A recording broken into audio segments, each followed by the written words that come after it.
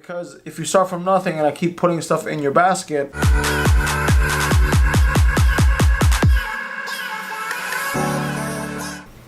hey everyone, so I just finished eating. I didn't take the camera out today, so I had to, this thing's too high, dude, what the hell? So today's just going to be a follow-up to yesterday's video because one of the friends of the show, Tino, made some really good points that I just wanted to cover and, you know, expound on and what my thoughts are about it. He's playing devil's advocate, where it says that when you help them, or in a way that what I do might perpetuate paternalistic and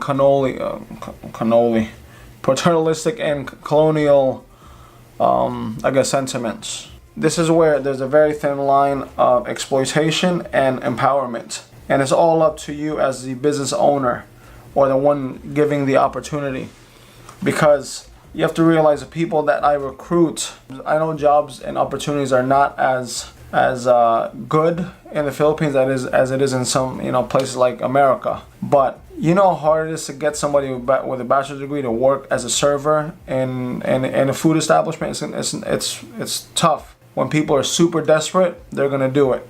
But eventually they'll end up leaving your spot anyway, because for better horizons, you know, it's natural. Your retention is going to be really low and your turnover rate is going to be really high. It's happened to Ruby and I many times, hiring people on and taking people on. One of the first things I ask people when I hire them is, what are your dreams? What are your ambitions? Like, if money wasn't a factor, what is your dreams and ambitions? Because then I can gauge why you're applying here. Like, I had people who were way more academically accomplished than me. I'm like, what are you doing here? They just said, oh, I just need a job. You know, just as long as I can eat, that's bad, you know. And these are people with degrees and everything, you know. The people that we hire are typically people who haven't had the opportunity to graduate high school, people that are going to be really not hired for, you know, jobs except laborers jobs. So those are the people that apply for the jobs, right? You're not gonna have somebody, you know, like I said, with a bachelor's degree apply for what I'm looking for. Two, I like those type of people. You know, you find the right one, they work very hard. And they're trainable. You know, because if you start from nothing and I keep putting stuff in your basket, you're gonna eventually, by the time we're done, you can have a lot in your basket as in skills. You know what I'm saying? And I like that part of training someone to empower them in that way. Old school Filipino mindsets are, they'll hire a boy, or usually a boy for laborers work, girl for nanny work, pay them like 2,500, 3,000 pesos, more than likely 2,500, and they won't eat the same food the owner or the boss eats. They eat like bulad, which is dried fish, salted fish. Sometimes the bottom of the leftovers of the rice, because, you know, for me that's exploitation. It's like indentured servitude. For me, that's wrong. You have to understand, like, I don't really get along with my parents, but my parents taught me one thing: we are brothers and sisters on the table.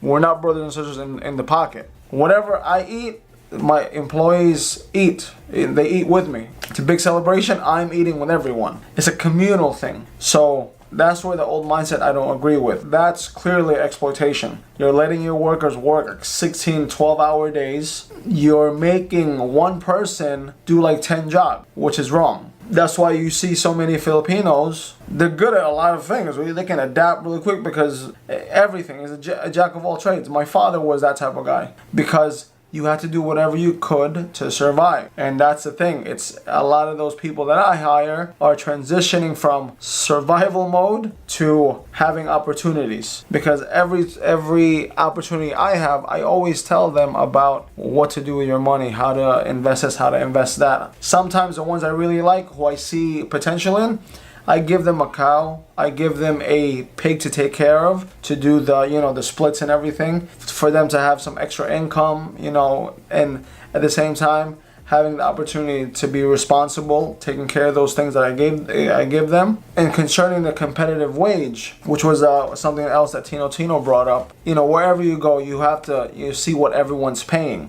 And what I pay for what I do, or the businesses that I do within Bakong, is pretty much what everyone pays. Even in Dumaguete itself, servers, people in the food industries are paid less than, let's just say, a banker or whatever. Even here in America, my mom worked as a waitress at a diner when the minimum wage was like $8 or $7 at that time. She got paid $3 because they knew that the waitresses had tips. As well in Dumaguete, they don't get so many tips because tips is not really, it's not really, gratuity is not really focused upon in like outside of America. I think they are given food because the business owner is gonna be like, you know what, I'm gonna give you 2 meals, so that's equivalent to X amount of money. So whatever you're getting is what's referred to as dawat limpio, accepting clean money in their eyes. So it's your SS is not getting, usually your SS is not getting paid. You really have no benefits because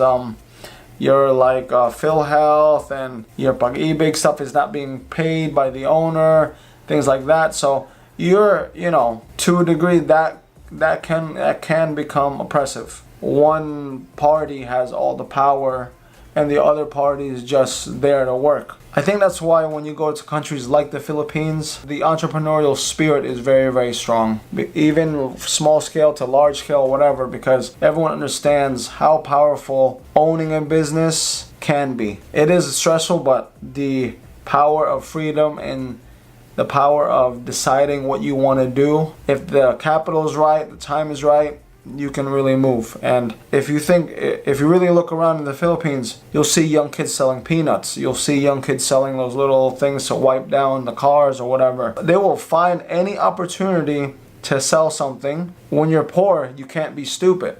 You have no chance to be stupid because if you're a stupid poor person, you're not going to survive. You have to find ways to survive. So I remember my father telling me while he was a tailor, in the mornings he would sell bread, pick it up at a bakery, buy it wholesale, drive around the town, and then sell it with a little profit on top. And then around 9 o'clock or 8 o'clock in the morning, he would go to be a tailor. When he was done, because he wanted to save a little bit on food, so around 5 p.m. he would go into the ocean right there in the boulevard and go spearfishing, and that's what we would eat for dinner. At a very young age, she used to make cassava pies and have a basket like you see in Dumaguete of like the cigarettes, the little snow bear candies, the mints, along with like little peanuts. She used to be on the boulevard. My grandmother used to sell peanuts at the theater right over there by West Elementary, which is Alberto's Pizza now. Because why? They weren't getting jobs. In countries like that, you have to make those opportunities. And back to my point with the workers, a lot of the people I work with are not the typical people that have the best chances at life. Just being around me and Ruby, and like my friends, 'cause I take the guys out with me sometimes. They see the possibilities because they're in that particular world now. You know what I'm saying? I'm introducing them to a different type of perspective, right?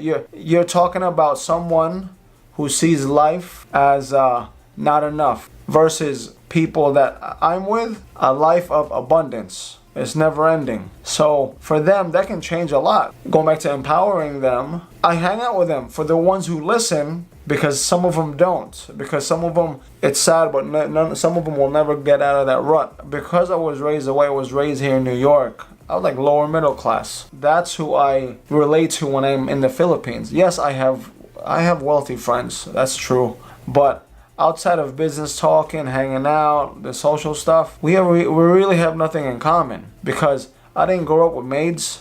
I didn't have a maid in the house until I went there for college. I identify myself more with those people, the people that I hire. I to a degree have ascended to a degree. If I can take some with me, that's the key goal here. In closing, I don't want to spread myself out too thin because the fact of the matter is, Out of 100 people that you help in that mindset, in that environment, you might get through less than 10%, which is sad. Because why? They're only interacting with me or what I do for 8 hours of the day. The other parts of that day is going back into their environment. Who do you think is really going to win? You would really need to encounter someone who is willing and ready to change at that point in their life. If you don't reach that, no matter how much positive energy I give them, it's not going to do anything, you know. But being optimistic like I am most of the time, like 99% of the time, 98% of the time, I'm going to just keep doing what I do, because before I leave this earth, I want to have the feeling before I bounce, like, you know, I helped that guy, or that guy remembers me in a way where I have a legacy that I help people. You know, I'm still a business type of person. I still gotta make my ends meet, but in that journey, just bring people along. You know, because that's my job. Motivate people and place them in a position in life that might be beneficial, that will like have a breakthrough and then have the benefits spill over time. Not just that one person, reach more people within that circle of that person's life. So take care. I hope that clarified some stuff, explained some stuff. Maybe it didn't, maybe it did. I don't know. Thank you for watching. Like, share, subscribe, and I'll see you next time.